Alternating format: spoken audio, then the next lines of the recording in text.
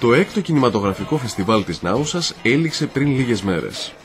Η ιδέα γεννήθηκε από ιδιωτική πρωτοβουλία το 2004 και τότε είχαν προβληθεί 28 ταινίες Ελλήνων με μόλις 500 θεατές.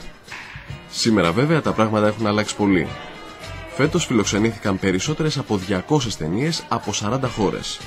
Εμείς βρεθήκαμε στην περιοχή και σας μεταφέρουμε το κλίμα, καθώς και μια απολαυστική συνέντευξη με την Κριτική Επιτροπή. Εγώ μπορώ να σας χαιρετήσω, να χαιρετήσω την κυρία Τσιπίκου, την εκπομπή σας. Σας ευχαριστούμε που μας φιλοξενείτε στην εκπομπή. Είμαστε πολύ χαρούμενοι που είμαστε στην ελληνική περιφέρεια, κατεφημισμόν περιφέρεια, η ελληνική επαρχία όπως μου αρέσει να την αποκαλούμε. Και είμαστε χαρούμενοι γιατί πέρα από τις φυσικές ομορφιές με τις οποίες ασχολείται η εκπομπή σας κυρίως, εδώ γίνεται μια σημαντική δουλειά καλλιτεχνική.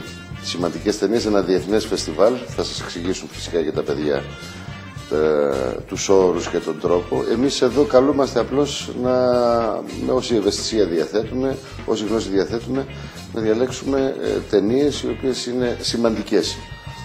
Είναι πολύ σημαντική δουλειά και ιδιαίτερα δύσκολη, αλλά νομίζω ότι θα δώσουμε το καλύτερό μας σε αυτό. Ήδη έχουμε δει 5 ταινίες που ήταν πολύ αξιόλογες και πραγματικά έχουμε μείνει έκπληκτοι όλοι.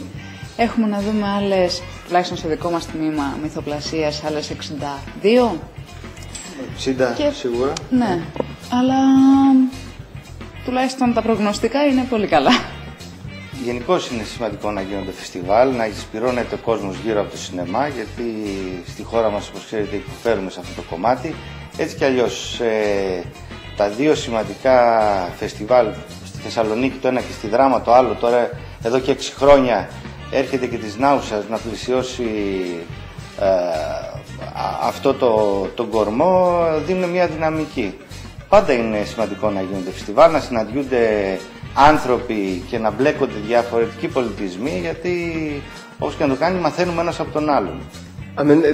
Είναι λίγο νωρίς να κάνω προγνωστικά γιατί έχουμε δει μόλις 5 ταινίες, αλλά αν οι υπόλοιπες είναι όπως οι πρώτες, τότε η απόφασή μας θα είναι αρκετά δύσκολη. Έχω ήδη μπερδευτεί, να σας πω την αλήθεια.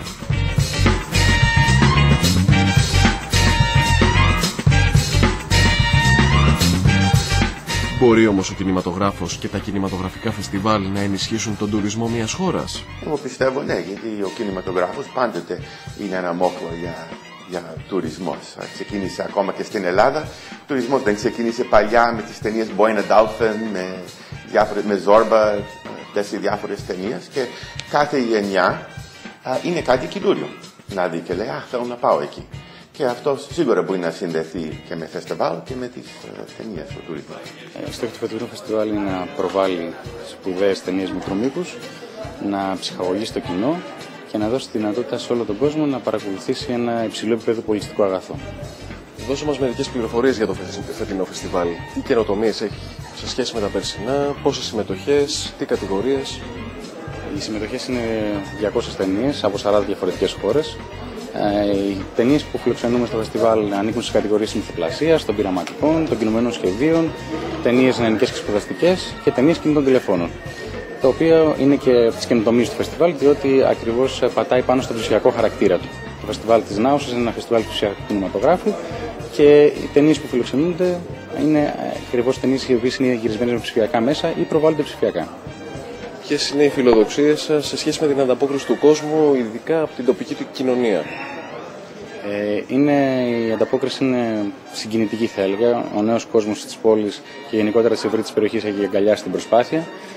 Είναι άλλωστε μια διέξοδος και για τα παιδιά και για τους νέους ανθρώπους της περιφέρειας. Καταλαβαίνετε ότι είναι λίγο πιο δύσκολα τα πράγματα στην περιφέρεια για να δημιουργήσεις και να μπορείς να έχεις αναζητήσει και διεξόδους όσον αφορά το πολιτιστικό κομμάτι.